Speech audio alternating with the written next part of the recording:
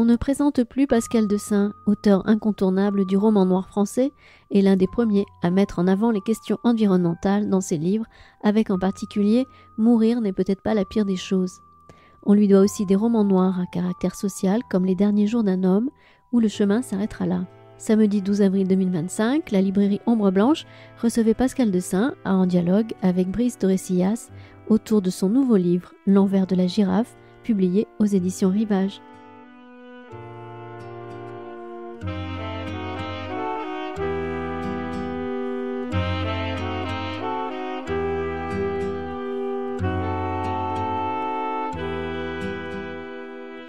Bonjour à toutes et à tous, on est ravis au nom de la librairie Ombre Blanche de vous accueillir et d'accueillir Pascal Dessein. Quelques mots de présentation, il est originaire de Dunkerque, mais on lui pardonne puisqu'il est venu vivre à Toulouse. Ses romans ont été récompensés par le Grand Prix de la littérature policière, le Grand Prix du roman noir français, le prix Mystère de la critique, le prix Jean-Amiel Améker, je suis sûr que j'en oublie certains. Quelques titres un peu au hasard ou presque. En 1999, il publie Du bruit sous le silence, le premier polar dont l'action se déroule dans le monde du rugby. J'imagine que vous l'avez tous lu, ou en tout cas je vous le conseille. Ensuite, il y a eu quelques livres, même beaucoup de livres qui sont sous le signe de la nature malmenée. D'ailleurs, dans celui dont on va parler tout à l'heure, il y avait Mourir n'est peut-être pas la pire des choses. Il a évoqué également la catastrophe AZF de Toulouse, donc dans Loin des humains, on est en 2005, et le scandale Métal Europe dans Les derniers jours d'un homme en 2010. Il y a également des écrits plus intimes, chroniques et ballades forcément vertes et vagabondes. J'ajoute aussi sa veine, il a renoué avec son éducation, ses études d'histoire, on lui doit deux livres, Le Colosse et 1886, dans cette veine historique, puisqu'il s'appuyait sur des faits réels. Mais on est là pour, non pas des faits réels, si on s'en tient, ne serait-ce qu'au titre, un titre plutôt étrange, on verra ce qui se cache derrière ces quelques mots, L'envers de la girafe. Mais avant de t'interroger, Pascal, sur ce livre-là, je voudrais savoir, je suis assez curieux, comment s'est dessiné un peu ces diverses facettes. Effectivement, au départ, c'était plutôt roman noir, polar, puis ça s'est verdi, on va dire. Tu es passé dans le roman écologiste, on pourrait dire. C'est chronique, comment tu n'as pas fait de plan de carrière? Est-ce que tu t'es borné à suivre tes envies? Bonsoir à toutes et tous. Comment ça s'est construit tout ça? Je sais plus trop maintenant. Non, oui, non, mais il y a eu une période très noire, mais qui correspondait à ma jeunesse, je pense. Et puis au genre que j'aime, qui est le roman noir. Et donc j'étais naturellement dans ce mouvement-là du roman noir, qui a pour cadre souvent la ville, la nuit, les bars. J'étais nourri de toute une littérature qui exprimait ça, et puis de films aussi, beaucoup. Voilà. Donc je me suis inscrit comme ça naturellement dans ce chemin-là. Et puis il y a eu un moment détonateur, ça a été 2000, où il y a eu la jonction entre mon goût du noir et mon amour du noir et mes convictions citoyennes. En 2000, j'ai connaissance de rapports scientifiques très alarmants sur la biodiversité. Voilà, j'ai mal à la planète, quoi. Et je me dis que c'est dommage de ne pas mettre en lien les deux. Et puis je sortais d'un gros succès qui était Du bruit sous le silence, que tu as évoqué. Qui a été réédité. Oh, souvent. Et c'est mon. Oui, mais tous les ans. Oui. Mais j'étais un peu essoufflé en fait à ce moment-là par cette noirceur. À la sortie de mes livres, il n'y avait jamais personne qui s'en sortait, quoi. Et c'était le jeu de massacre à chaque fois. Et j'ai trouvé que le monde était suffisamment violent pour ne pas en rajouter. Donc ça m'a lassé de construire des histoires de cette nature-là. Et donc je me suis dit, tiens, fais se rejoindre ton amour du noir et puis la conviction que tu as d'agir un peu pour de participer à une prise de conscience, voilà. Même si je pense que les livres peuvent pas changer grand-chose, mais néanmoins, à considérer les retours de lecture de mes lectrices, de mes lecteurs, des fois, je sais que ça leur fait du bien ce que je raconte. Ils se sentent moins seuls. Et donc, je dis que c'est peut-être pas en vain. Et c'est vrai que j'ai commencé avec Mourir n'est peut-être pas la pire des choses, qui déjà, j'ai mis les pieds dans le plat. C'est-à-dire, je mettais en place un groupe d'éco-terroristes, pas forcément très agréable, très recommandable, même presque détestable, à tel point que les milieux écologistes m'ont regardé avec un œil bizarre en se disant mais il est des nôtres ou pas? Voilà. Non, parce que je voulais pas d'angélisme, je voulais pas dire il y a les bons, les méchants, et puis les gentils, c'est ceux qui défendent les petits oiseaux et tout. Non, je voulais pas ça. Donc j'ai mis les pieds dans le plat d'un point de vue politique, entre guillemets. J'ai mis les pieds dans le plat tout de suite. Et puis j'avais en moi une expérience de naturaliste incroyable et ça s'est organisé très, très naturellement. C'est-à-dire que à chaque fois que je racontais une histoire, j'avais une histoire de nature à raconter, d'observateur de la nature, et tout ça s'est organisé. Donc Mourir n'est peut-être pas la pire des choses, qui a ouvert un cycle, une trilogie qui se compose donc de Loin des humains à CDF, et Tu ne verras plus. C'était ma 3e trilogie toulousaine. Hein. Et à partir de là, ça n'a plus suffi. La littérature a des limites quand même, parce que c'est normal que les gens pensent que ce qu'on raconte est une invention de l'auteur. Et vous avez beau mettre des choses très sérieuses dans la bouche de vos personnages, les gens peuvent croire que c'est de l'invention de l'auteur. Et moi j'avais du mal avec ça. J'avais besoin de dire les choses telles qu'elles étaient. Du coup, un 3e temps dans mon écriture, qui maintenant est concomitant avec l'autre, c'est le récit de nature. Donc il y a eu, et là j'ai eu la chance d'être chez Rivage avec un éditeur merveilleux, François Guérif, qui m'a laissé toute liberté, c'est-à-dire qu'il a créé une collection pour moi où il a mis L'appel de l'huître et puis un drap sur le Kilimandjaro. Voilà, et puis après, la réputation fait le reste, c'est-à-dire qu'un jour, la salamandre t'appelle, et puis là, vers la beauté toujours, une femme sauvage, voilà. Et puis, il n'y a pas de hasard, c'est que moi, j'ai toujours convoqué l'histoire dans mes livres. Dans mes premiers polars, Une pieuvre dans la tête, ça s'appuie sur des mythes antiques, le mythe de Perséphone par exemple. L'historien a toujours été là, parce que je suis historien à l'origine. J'ai fait on disait quoi, un DEA à l'époque, ouais. Maintenant c'est un master. Donc j'ai fait un DEA d'histoire contemporaine. Ma spécialité, c'était, je l'ai jamais utilisé en littérature, ça. C'était civilisation chinoise. Mais en tout cas, ça m'a donné un goût de l'histoire et toujours une gourmandise de l'histoire et un goût des archives surtout. Et un goût des sources.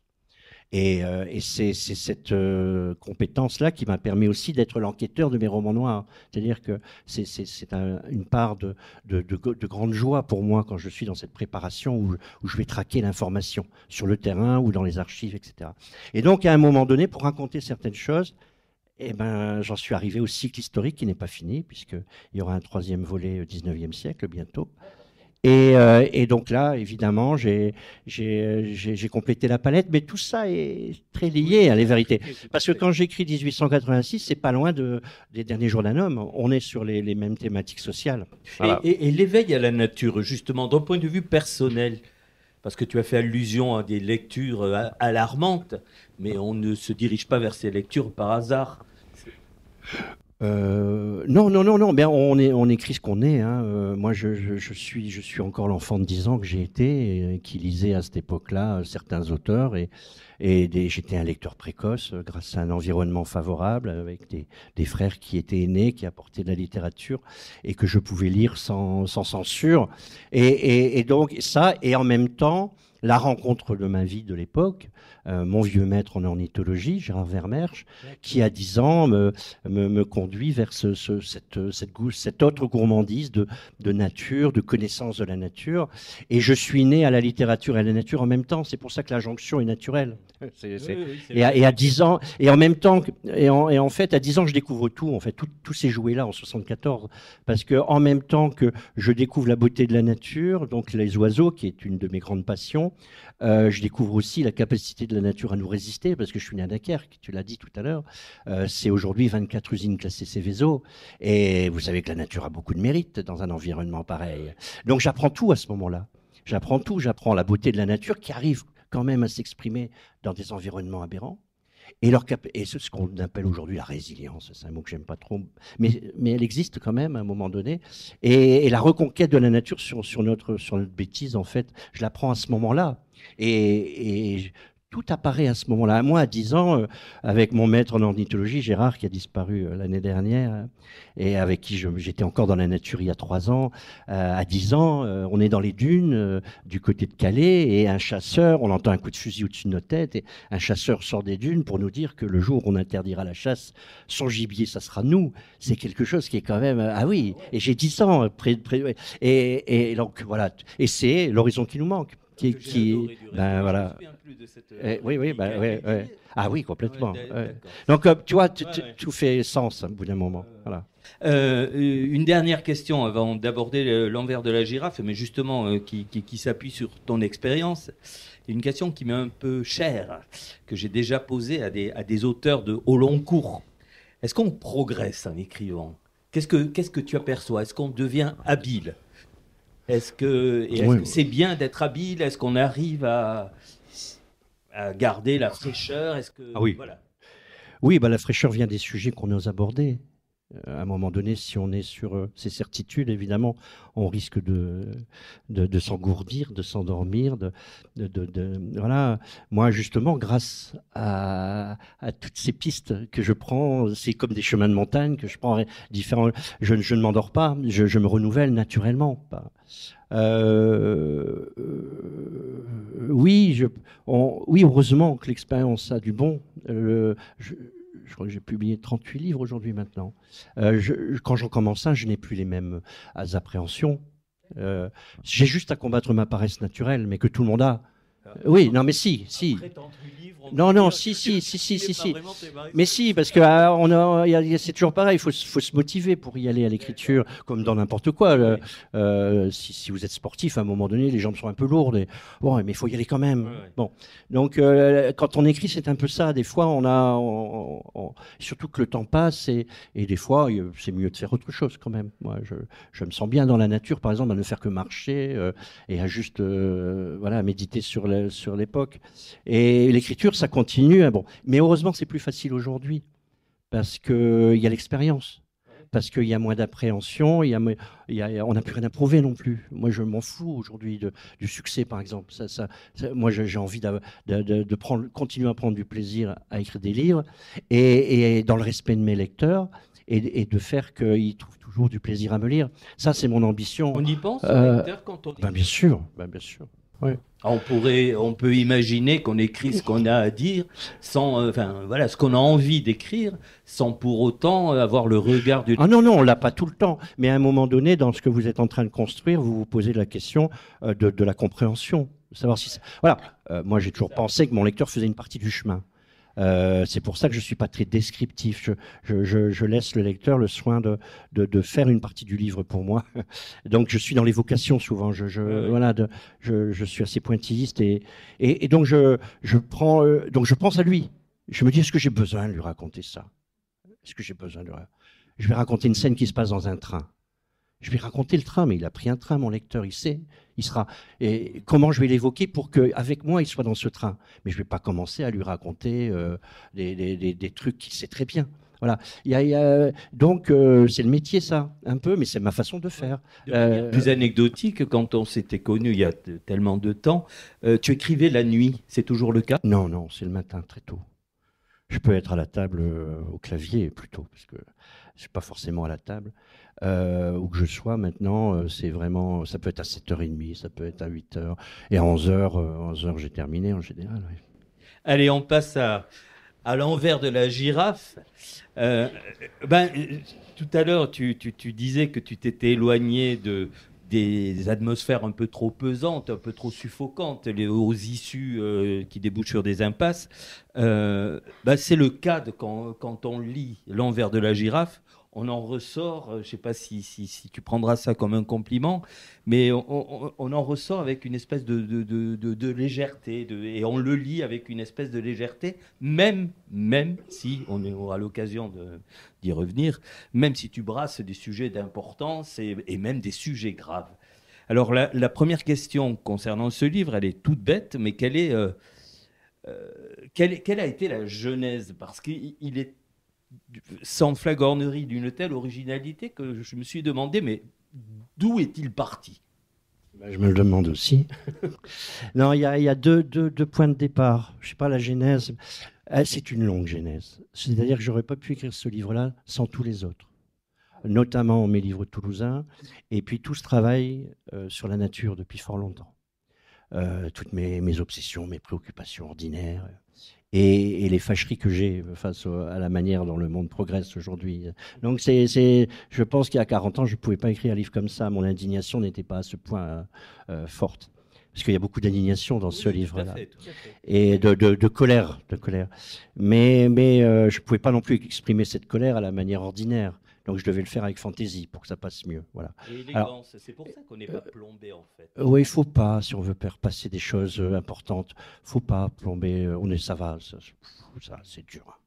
Donc la littérature peut avoir cette vertu de distraire encore, tout en abordant les choses graves, en traitant de choses graves. Donc la genèse, la première est simple, c'est que j'ai fait des infidélités à Toulouse pendant longtemps, c'est-à-dire mon dernier roman toulousain, d'inspiration 100% toulousaine, c'était Tu ne verras plus en 2009, imaginez, ça fait 15 ans.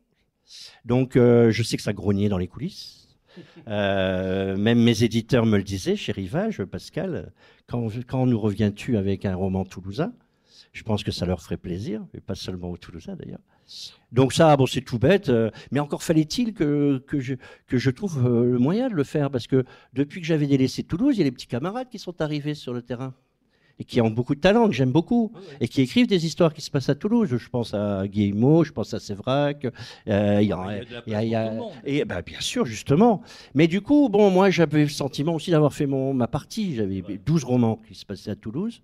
Donc, je m'étais dit, il faut que ça change. Et puis, moi, j'avais besoin de me renouveler. J'avais besoin de me réinventer. Et puis, comme je suis originaire du Nord, comme tu le signalais au début, et que je n'avais pas utilisé cette source très importante de ma vie, 20 ans de vie dans le Nord, c'était pas rien, je me suis mis à écrire ce cycle nordiste avec Le chemin s'arrêtera là, L'horizon qui nous manque, Cruelle nature, Maintenant le mal est fait. Bon, il y a une dizaine de livres aussi. Et donc, comment tu vas revenir à Toulouse? Et là, j'ai pas remis le nez dans mes livres toulousains, mais je sais s'ils ont une qualité, c'est qu'ils sont une forme de photographie de Toulouse, telle que Toulouse était dans les années 90 et dans les années 2000. Et ça a changé beaucoup, à tout point de vue. La ville, et puis l'esprit de l'époque. À Toulouse comme ailleurs, mais à Toulouse, il y a des tensions qui sont nées, il y a une ambiance qui n'est plus aussi, je trouve, plaisante. Enfin, bon, je ne vais pas faire un rapport de la ville et de son évolution, mais voilà, comment tu vas faire pour capter tout ça et le raconter, voilà. Donc, il y a eu ça. Et puis quoi oui, trouver le biais pour que ce soit vraiment quelque chose, un retour insolite et pas spectaculaire. Voilà. Le mot est et donc le deuxième, voilà. Et donc ça, c'est le premier point. Et le deuxième point, c'est que il y a une thématique moi qui compte beaucoup pour moi. Je combats l'éco-anxiété. Parce que moi, en tant que naturaliste, tous les jours, j'ai toutes les raisons de me flinguer, parce que c'est quand même terrible ce qui se passe sur cette planète. Et pourtant, je ne veux pas céder à ça. Je veux croire qu'on a encore une capacité d'intervention sur le réel, et que en tant que naturaliste et amoureux de la nature et des humains qui participent de cette nature, j'ai le devoir d'agir et de garder quelque chose qui ressemble à de l'optimisme. Et donc, l'éco-anxiété. Et je n'avais pas abordé ce sujet de quelque manière que ce soit. J'avais mis en scène dans Cruelle nature un naturaliste déprimé, mais lui, il était suicidaire. C'était plus de l'éco-anxiété, ça. Donc, c'était, voilà. Non, je veux dire, comment tu vas parler de quelque chose que tout le monde endure aujourd'hui? C'est cette angoisse face à l'agression qui est faite en permanence à notre nature, à notre planète, donc à notre espèce. Comment tu vas le raconter, ça? Quel serait le remède à l'éco-anxiété? Quel serait le médicament? Eh ben, je suis rentré au laboratoire et j'ai construit ça. Voilà. Parce que je pense qu'au bout du compte, ce livre est un bon remède contre l'éco-anxiété. Ce n'est pas faux. Et tu parles de construction, donc tu me tends la perche parce que effectivement, c'est un livre qui est construit. Alors j'ai vu je crois que c'est un article où que quelqu'un citait Shortcuts Ouais. et en fait, je me suis dit bien vu, oui, parce qu'il s'agit si on parle aussi de films, tout à l'heure, on a évoqué devant toi Fenêtre sur cour. Donc, à partir de ces deux films, on peut. Non, je t'ai plus. Non, je t'ai plus, mais c'est vrai que pourquoi Fenêtre sur cour? Parce qu'il y a un certain Gaspard dont tu vas nous parler qui fait de la vidéosurveillance et effectivement, ensuite, autour de lui gravitent divers personnages et qu'on passe de l'un à l'autre, certains couples, certains. Bon, on va pénétrer dans le livre. Pas trop, hein, parce que je pense que les gens l'ont pas lu. Donc... Bien évidemment, mais effectivement, c'est un roman, on va dire, choral et fait de diverses scènes. Oui, donc, présente-nous Gaspard. Ah oui, Gaspard, c'est un garçon, c'est un homme de presque 60 ans, je pense, comme moi. Mais lui est proche de la retraite, il a eu une carrière bien plus régulière et qui a commencé plus tôt. Et voilà, il est un peu déprimé, mais bon, c'est un bon gars, quoi. Mais il vient d'apprendre que sa femme a un amant depuis longtemps. Voilà. Et ça fait bizarre quand même quand on a 60 ans et qu'on vit depuis 40 ans avec la même femme. Et surtout qu'elle lui fait l'aveu que ça dure depuis très, très, très longtemps. Et donc, il prend les choses avec une certaine philosophie. Il estime qu'il n'est pas jaloux, c'est bête la jalousie. C'est vrai, c'est destructeur. Donc, il va nier cette jalousie en permanence. Et surtout, il va se poser la question de savoir si c'est pas lui l'amant de l'autre. Voilà. C'est vrai, dans ce cas de figure-là, il peut se le demander, s'il n'est pas l'amant pour l'autre. Voilà.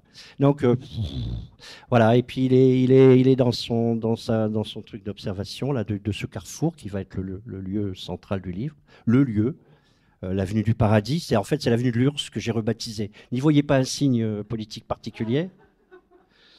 Et c'est de l'ironie de ma part, mais ça m'embêtait de mettre l'avenue de l'Ours. Puis comme c'est chez moi presque, j'avais pas envie d'avoir d'ennui avec les voisins. Donc chacun y verra ce qu'il veut y voir. Ça c'est la comment dire. Vous savez, les réalisateurs de cinéma, ils changent des décors, tout ça.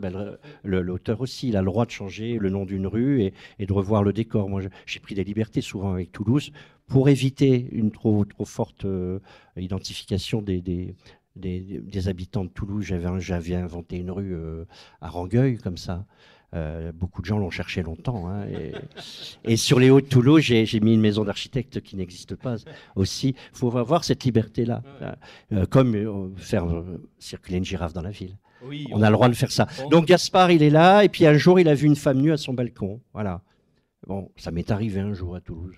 Ça émeut beaucoup. Cette légèreté, cette insouciance. Mais alors, vous voyez comment ça se construit un livre. C'était il y a 30 ans de ça. Ça m'est resté. Ah, oui. Donc à un moment donné, il fallait vraiment que j'en fasse quelque chose. Mais...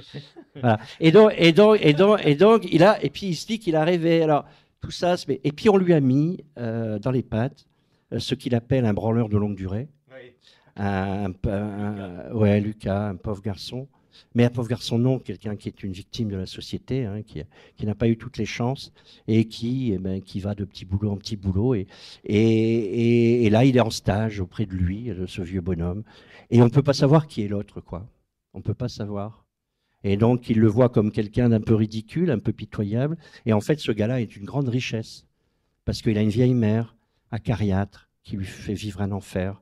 Et il a trouvé le bon remède, lui. Alors, le remède, on peut quand même l'indiquer. C'est la girafe. C'est absolument, voilà. C'est la girafe, et c'est le moment où jamais d'évoquer cet animal. Au départ, c'est un intérêt personnel. Non. Pas du tout. Pourquoi elle est venue ? Parce que non, parce que c'est un animal sympathique. Là, ça participait. Justement, dans mon laboratoire, quand j'ai commencé à construire cette histoire, je me suis dit, quel animal pourrait exprimer de la sympathie et donc de la fantaisie ? L'éléphant, on l'a déjà fait. Et je voulais aussi justement un grand animal, hein, ce que Gros-Magari appelait les racines du ciel. Et pour lui, les éléphants, c'était... Mais pourquoi pas la girafe ? Les grands animaux sont les racines du ciel. Ils sont le lien entre la terre et le ciel. Et on peut y voir un peu autre chose si on est croyant. Mais du coup, pas l'éléphant, c'est gris dans la ville, l'éléphant. Donc c'est de la tristesse. Donc je me suis dit, ouais, alors il y avait d'autres animaux sympathiques. Un chameau, ça aurait pu être sympa aussi, un peu plus. Mais bon, il y a Janada, il a écrit sur le chameau, il a évoqué le chameau. Voilà, et plein de. La girafe, j'ai trouvé que ça n'avait pas été fait. Et puis, je suis fasciné par cette girafe que nous avons à Toulouse, voilà. Au muséum, voilà. Celle qui est là-haut, hein, pas celle qui est dans le hall du muséum d'histoire naturelle, celle qui est tout là-haut. Et je suis allé voir Francis Duranton, donc, qui était directeur à ce moment-là encore du muséum, et je lui dis, écoute, Francis, il faut que tu me dises tout sur la girafe. Ben, il me dit, ça tombe bien, on a écrit un livre sur la girafe, où on a collectionné des tas de textes historiques, etc. Oh, il m'a fait ce cadeau incroyable. Et puis j'ai commencé à tout apprendre sur la girafe. Et à filtrer. Voilà. Et là, il y a une grande partie de la structure du livre qui est née toute seule en fonction de ma curiosité sur la girafe. Et puis quand on tire un fil, c'est incroyable parce qu'on apprend plein de trucs au fur et à mesure. D'un point de vue historique, d'un point de vue biologique. Ouais. En fait, ce Lucas dit la girafe, j'en ai le goût et même la vocation. Voilà, c'est ça. Oui, mais il est dans un gros délire. Et là, je me suis régalé à l'écrire ce personnage parce que il mêle à la fois un langage châtié, 19e, hein, dans la tradition des chercheurs du 19e, avec un langage complètement moderne, vulgaire. Je me suis assez marré en faisant ça. Alors, tu nous as appris que Zélie, la femme nue au balcon, était une réminiscence de tes propres souvenirs. Est-ce que l'homme à la craie, que je te laisserai présenter, est lui-même un personnage complètement, oui. Il s'appelle Boris Pressek. Et il est botaniste au Muséum d'histoire naturelle. C'est un copain de longue date. On ne se voit pas souvent, mais il fait partie des naturalistes toulousains que je respecte énormément parce qu'il a en plus de ses connaissances invraisemblables, c'est un citoyen, comme je disais, il est dans sa ville. Et en étant dans sa ville pendant des années, alors là, il a renoncé, peut-être que mon livre va le provoquer pour qu'il recommence, mais dans les quartiers de Toulouse, il écrivait le nom des ingrates, ce que j'appelle les belles de bitume, toutes ces plantes insignifiantes. Je vois des gens qui hochent la tête parce que c'était formidable. Et c'est une jungle, la ville, hein, pas au centre, mais une jungle. Alors, depuis qu'on a arrêté les produits phytosanitaires, faut dire qu'on en tire le bénéfice. Alors, des gens qui trouvent toujours un peu sale, ils appellent les services de la mairie pour détruire tout ça. Mais il y a une querelle de jardin. Voilà. Mais moi, je jette des graines en permanence dans la ville pour renouveler le truc, tu vois. Bon. Là, dans mon quartier, il y a plein de roses trémières. Maintenant, sachez que c'est moi qui jetais les petites graines. Maintenant, ça se fait tout seul. Et donc, Boris, bon, les roses trémières, il les identifiait aussi, mais il y en avait pas encore. Mais toutes les autres plantes. Et alors, avec le nom. C'est très poétique comme c'est vachement poétique. Et puis alors les gens, ils participaient beaucoup parce qu'il y en a qui laissaient leur numéro de téléphone.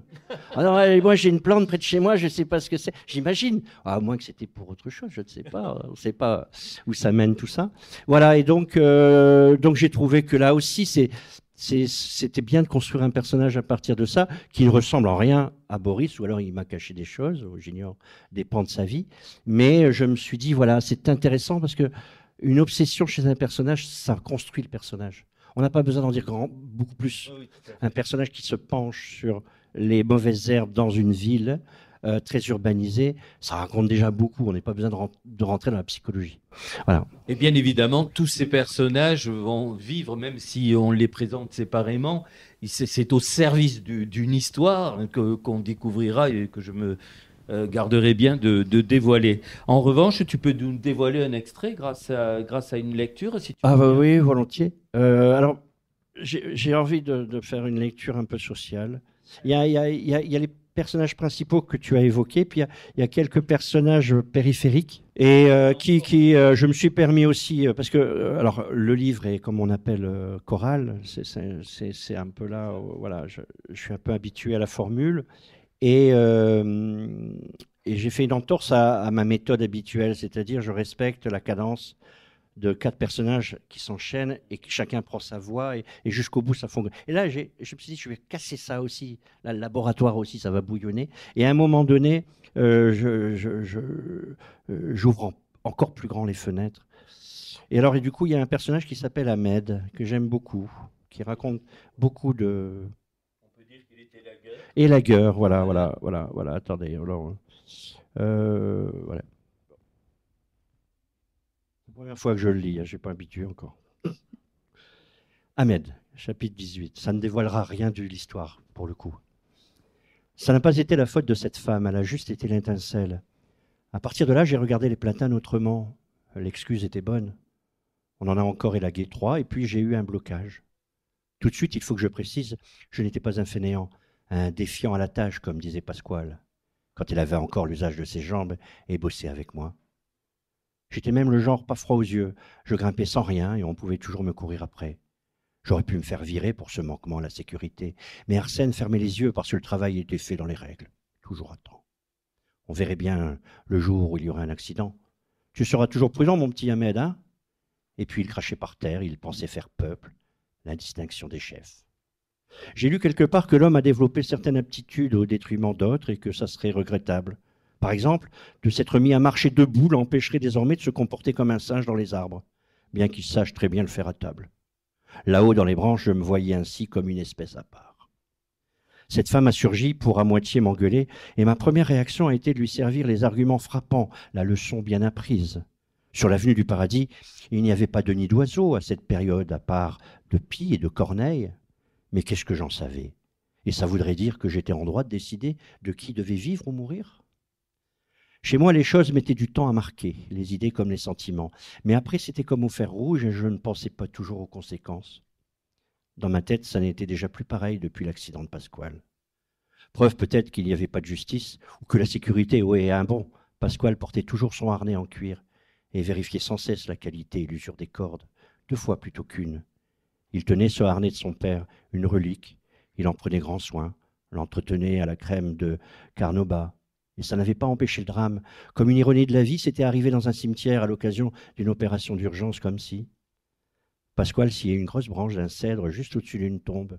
Une attache de son harnais s'était soudain défaite, entraînant une déchirure dans le cuir, et alors la ceinture ne pouvait plus rien tenir, surtout pas un brave homme qui pesait son poids. Quand Arsène a radiné, les copains m'avaient déjà demandé plusieurs fois « Alors, on s'y remet ?» Que le chef a traduit aussitôt plus vulgairement « Mais c'est quoi ce bordel ?» Il nous payait à quoi foutre? Pourquoi il n'y avait plus personne dans les ramures? Je me sentais utile parfois, même au printemps, par exemple, quand il fallait abattre un platane malade du chancre. Mais là, c'était plutôt sacrilège. Malgré ce que j'avais pu dire à cette femme, je partageais son indignation. On faisait couler la sève, causait des dommages à long terme. C'était probable aussi qu'on tombe sur le nid d'un oiseau protégé, ça n'était pas bien. Forcément, je repensais à Pasquale, qui était très sensible à ce sujet.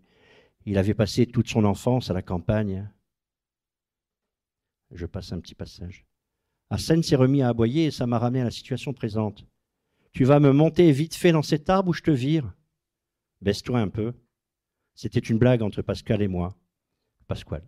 Plus subtil que de lui dire d'aller se faire en papaouté dans les îles, la récompense à celui qui se penche. « Si tu crois que je vais prendre des gants avec toi, retour au pays. » Car il prendrait des gants avec un autre?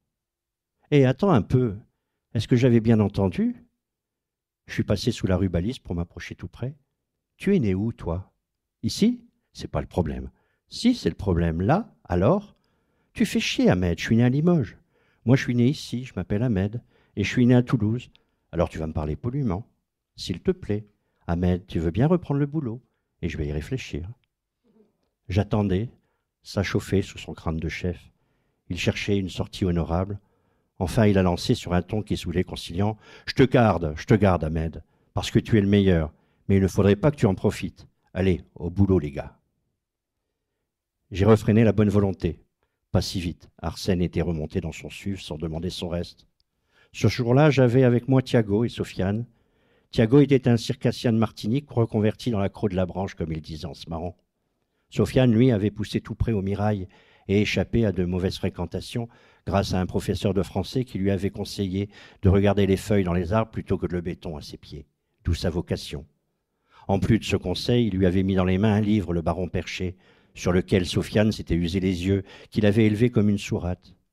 Sofiane était persuadé qu'il aurait pu devenir biologiste, mais la famille n'avait pas encore les bonnes clés. Il pensait que ça serait différent avec ses enfants à lui.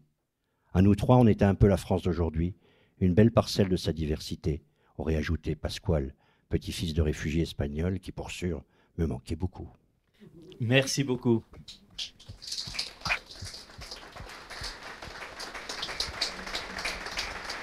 Dimension sociale, dimension, comment dire ça, militante. Il est né de quoi, cet Ahmed? Comment a-t-il été... Le personnage? Oui, Ah, personnage. Oh, c'est un personnage que j'aime bien depuis longtemps, puisque c'était aussi un personnage... L'élagueur, comme personnage, est un personnage intéressant. Je l'avais mis en scène dans Les Derniers Jours d'un Homme. J'aime bien, parce que ça prend de la hauteur, c'est dans les arbres, ça crée des images. Voilà, c'est un personnage de ville qui me paraît Et il a une formidable. dimension qui apparaît dans ce livre-là, avec un aspect très important, me semble-t-il. Tu le confirmeras si c'est le cas, c'est que c'est quelqu'un qui apprend. Et dans ce livre-là, tu fais l'éloge de l'instruction, du prolo qui était... Autrefois, le prolo était plus cultivé, mais c'était avant le culte de la consommation douteuse et la multiplication des médias nocifs. Ou encore ailleurs, il faut instruire les gens, sans quoi un jour ou l'autre nous serons perdus. Et Ahmed aussi fait un miel d'un personnage d'ailleurs qui lui apprend à voir la vie différemment. Ouais, ça m'importe. Je pense on a besoin, enfin, on a le devoir de transmettre, de partager. Enfin, c'est pas du prêchi-prêcha. Je crois qu'il y en a qui renoncent à cela et c'est un tort. Je crois que c'est la première liberté qu'on a, c'est la transmission, la possibilité de transmettre. Pourquoi s'en priver? C'est pas aller planter des arbres ou aller ramasser les oiseaux mazoutés sur les plages. Ceux qui ont la vocation peuvent le faire. Mais au plus près de nous, on peut faire ça. Moi, j'ai été élevé comme ça. Moi, je viens d'un milieu prolétaire, famille de 6 enfants. Mon père est descendu à la mine à 13 ans, ma mère a arrêté à 16 ans. Et pourtant, il y avait une soif d'instruction incroyable. Il y avait des livres chez toi? C'est-à-dire que déjà, ma mère interdisait la télévision. Elle a vu arriver la télévision comme un ennemi pour notre intelligence. Du coup, on avait le droit le mercredi soir un petit peu, la veille de jeudi, qui était chômé, et un peu le samedi. Et après, pas de limite pour le livre, parce qu'il y avait eu une telle frustration à la maison, surtout ma mère, que c'était sans limite et sans censure.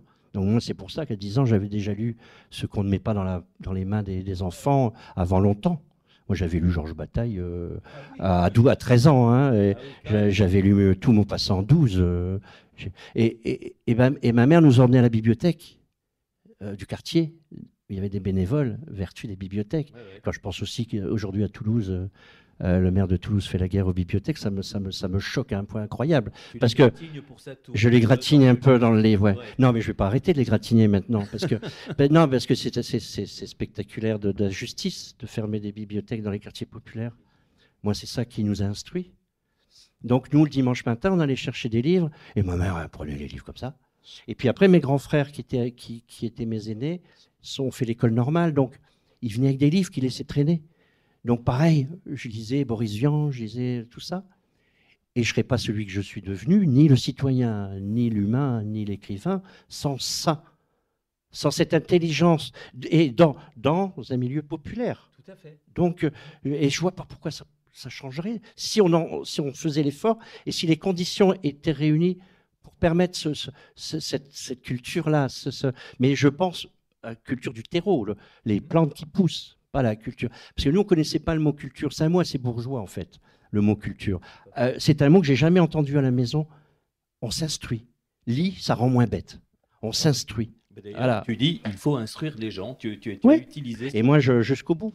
Jusqu'au bout, je mettrai des livres dans les mains des gens. Je les aussi dans tes propres livres, puisque tu as cité le Baron Perché de Calvino. Il est question aussi de Jim Harrison. C'est celui dont tu te rapproches le plus, peut-être, non? Jim Harrison, c'est le oui, c'est-à-dire c'est celui qui avait l'imaginaire de mon point de vue, avec Russell Banks et T.C. Boyle. L'imaginaire le plus varié, le plus ample. Voilà. Après, bon, l'homme, des fois, est un peu contestable, hein, parce que... Bon, humainement parlant, je trouve que ce n'était pas le plus élégant des personnages. Mais dans son imagination, Dalva est un livre spectaculaire de finesse. Et puis surtout, il s'est coltiné, heureusement qu'il n'est pas à l'époque du méchant, qui est à la tête que je ne veux pas nommer. Oui, toi, tu ne nommes, pas moi. Mais il y a des gens que je ne veux plus nommer. Voilà. Et donc, il se retournerait certainement dans sa tombe, mais il faisait partie quand même, comme Russell Banks, des écrivains éclairés qui participaient à une bonne prise de conscience aux États-Unis. Malheureusement, c'est des voix qui se sont tues, et il n'y en a plus beaucoup d'autres pour l'instant, qui ont l'autorité et le pouvoir de réagir. Russell Banks était un maître pour cela. Il avait fait des tribunes merveilleuses pour secouer les Américains, leur dire il ne faut pas tomber là-dedans, mais merde, ils sont tombés là-dedans. Quand tu évoques cet homme que tu ne veux pas citer, ça me renvoie à une phrase que j'ai relevée de ton livre. Quand il existe deux visions du monde si différentes et qu'entre les deux, la frontière est si fragile, il n'y aura sans doute toujours que la guerre et sans jamais de solution, le sang qui coule. Là, pour le coup, c'est un constat d'un pessimisme effroyable, même si, je le répète, ce n'est pas la tonalité majeure du livre, bien loin s'en faut. Il n'empêche, tu tournes autour de l'humain, c'est-à-dire que il y a une vision assez dure sur l'être humain, et en même temps, tu tries le bon grain de livret, quoi. Il y a, oui, malgré tout, on peut continuer, quand on te lit, me semble-t-il, si je te lis correctement, à croire en l'être humain. Ah bah oui, oui. Bah moi, je connais plein d'humains merveilleux, heureusement. Bah, ou sinon, l'heure est grave, plus grave qu'on peut le penser. Non, il faut espérer encore que l'espèce sera portée par de belles personnes qui vont changer nos process, là, oui, je sais pas par quelle étape nous passerons, et de sauvagerie et de violence, mais l'espèce humaine a une capacité quand même incroyable de reconstruction. Ça dépend entre quelles mains notre destin sera mis. En ce moment, c'est des personnes extrêmement violentes qui ont notre destin en main, quoi.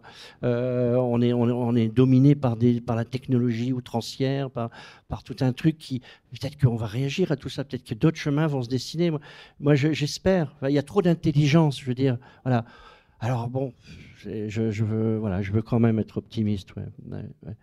Mais on est à chaque fois quand même dérouté. Moi, je me souviens quand les drones, par exemple, sont arrivés dans le paysage, on dit, oh, c'est rigolo, on pourrait aller espionner son voisin dans sa piscine et tout. Non, mais on y avait tout de suite, ah, ça sera super pour ça. Mais aujourd'hui, c'est les drones qui envoient des bombes sur les gens. À chaque fois, je veux dire, on pourrait croire que quelque chose nous fait avancer dans le bon sens pour notre bien, mais pour une petite victoire au bénéfice de l'humanité, il y a tout l'horreur à notre détriment, quoi. Et alors, si on cède à ce désespoir, enfin, on est foutu, mais il faut continuer. Oui. Et donc la transmission. Oui. La transmission. Voilà, et l'instruction dont tu parlais. Mais je dis pas que quand on est très instruit, on est moins violent, ou moins. Il y avait des nazis très cultivés, hein. Il faut jamais l'oublier, ça. Hein. Non, mais attention, hein, la culture, ça dépend quelle culture et comment elle est interprétée. Hein. Voilà. Mais moi, je crois encore à un certain humanisme, et il y a des auteurs qui sont porteurs de ça. Dans leur vers de la girafe, je rends hommage à Élisée Reclus, qui au 19e a eu des paroles qui sont d'une modernité incroyable, quoi. Il parle de nous aujourd'hui. Cet homme qui était géographe, historien, naturaliste, enfin, une œuvre malheureusement trop oubliée, mais lisez Élisée Reclus, c'est incroyable comme il parle de nous aujourd'hui. C'est pour ça que j'étaye mes livres de tous ces auteurs. C'est pas par prétention, hein, c'est parce que c'est ma passion, et je pense qu'on a besoin d'eux pour comprendre notre présent. Et voilà, quoi. Avant de passer aux questions du public, est-ce que tu souhaites parler d'un autre personnage? Non. Parce qu'il ne s'agit pas de dévoiler. Bah non, mais justement. Non, si je te pose la question, c'est parce qu'il ne s'agit pas de dévoiler l'intrigue, parce qu'elle existe. On a évoqué Gaspard, on a évoqué Lucas, on a évoqué la femme Lucie. Revenons sur Zélie quand même, juste quelques mots. Oui. Ah ben Zélie, moi je l'adore parce que c'est une femme tourmentée. Elle aussi, je veux dire, elle cherche un remède à l'éco-anxiété. Chacun trouve son remède. L'homme à la craie regarde les plantes, les définit. Lucas, c'est sa grande béquille, c'est la girafe. Gaspard est le spectateur de tout cela. Oui, et Zélie, moi, je lui trouve beaucoup de charme parce que elle est dans des actions éco-citoyennes qui peuvent paraître un peu vaines, mais qui aujourd'hui me semblent absolument nécessaires.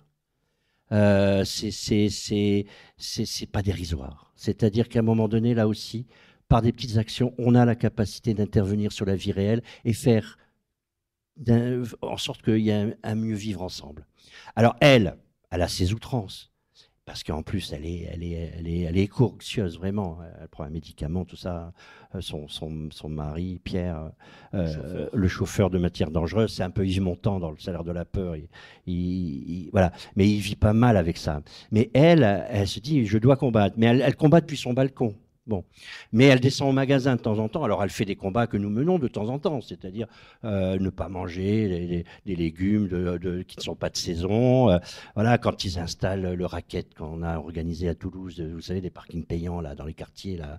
Voilà, elle va mettre de la glu dans les fentes de machin. Voilà, des petites actions qui ont l'air de rien, mais qui sont absolument nécessaires aujourd'hui pour dire non, on va pas tout nous faire.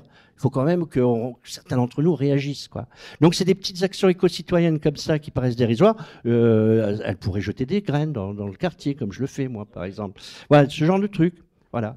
Et donc, mais elle révèle un malaise de l'époque. Moi, c'est un personnage qu'il y a 20 ans, je n'aurais pas pu construire. Je n'aurais même pas eu l'idée que ça puisse exister. Ça me paraissait... Moi, j'avais des petites actions citoyennes comme ça, mais je ne trouvais pas que c'était aussi nécessaire que ça l'est devenu aujourd'hui. Voilà. Et donc, Zélie, moi, je l'aime beaucoup. Et elle est bien barrée, quand même. Voilà. Elle est bien barrée, bien attachante. Le micro est à vous, bien évidemment. Je viens juste de découvrir, en fait, le livre parce qu'on vient de l'acheter. Et j'adore la couverture. Mais... Je ne sais pas encore ce qu'il y a dans le livre, mais le quartier, je le connais, donc j'ai envie de commencer. Mais j'aime beaucoup la couverture et du coup, comment elle a été construite, cette couverture avec cette girafe là dans la rue, je la trouve vraiment super. Ouais, moi je suis très content aussi, mais en fait, c'est tout simple, tu sais, on m'a fait plusieurs propositions. Il y avait une couverture qui était très toulousaine, mais j'ai dit non. Une girafe place du Capitole, non, j'ai dit. Non, tant que la mairie sera à droite, non, pas possible de faire ce, voilà. Et donc je me suis dit non, mais faut.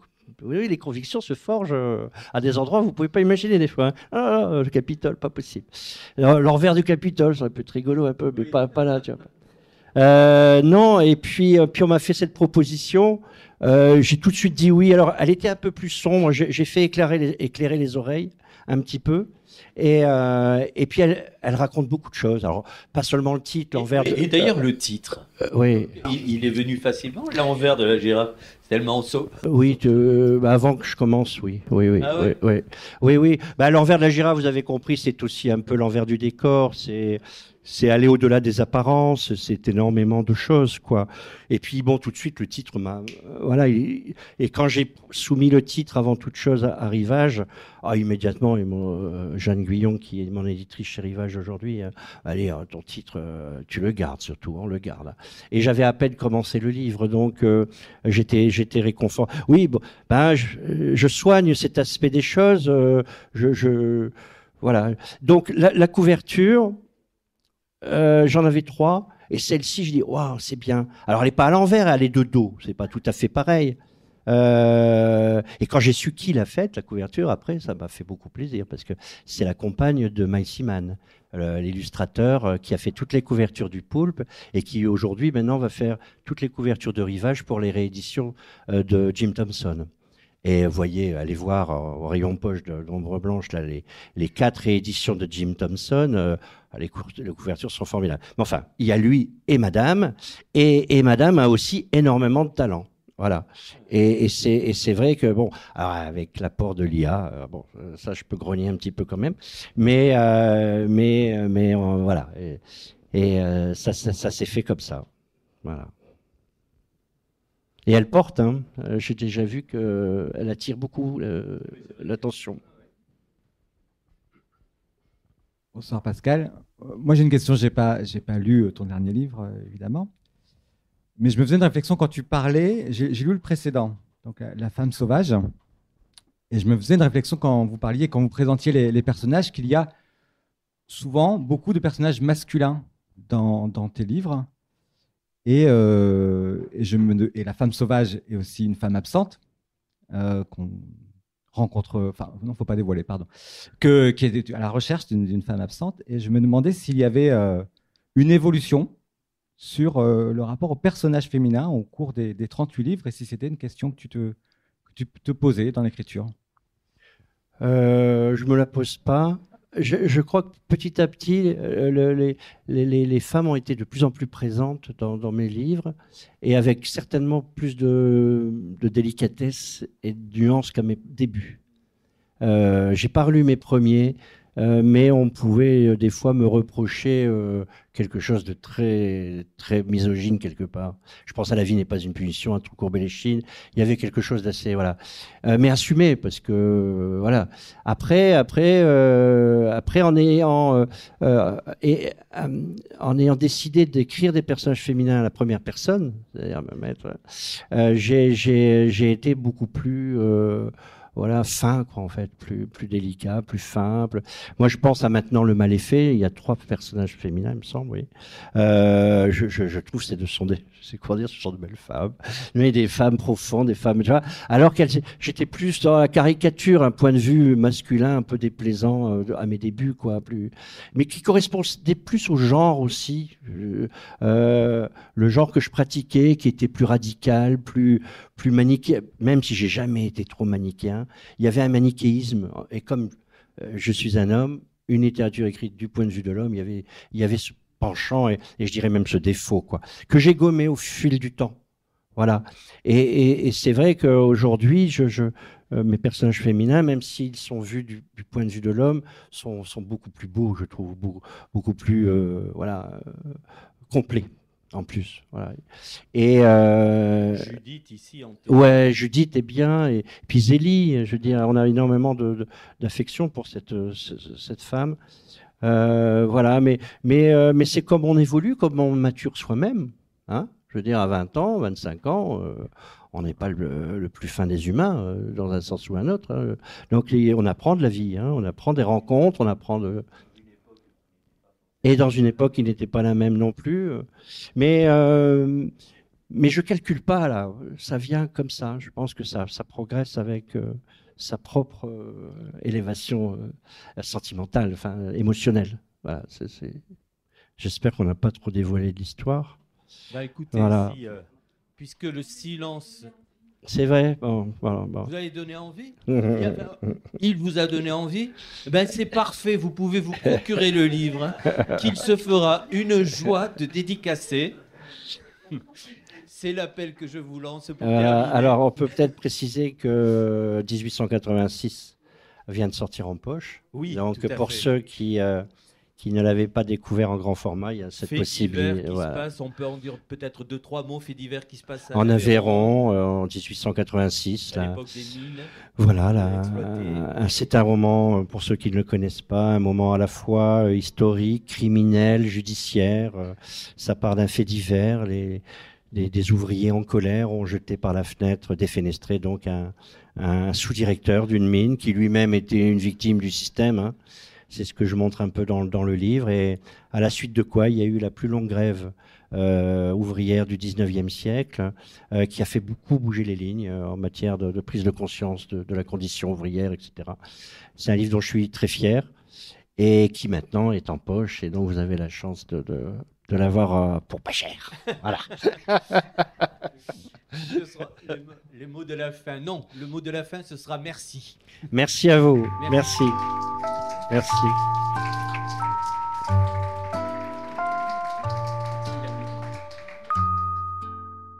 C'était Pascal Dessin lors de sa venue à la librairie Ombre Blanche le 12 avril 2025 pour la parution aux éditions Rivage de son roman L'envers de la girafe. Pascal Dessin a aussi fait paraître récemment 1886, l'affaire Jules Vatrin, Un colosse, Un homme doit mourir, L'horizon qui nous manque, tous chez Rivage.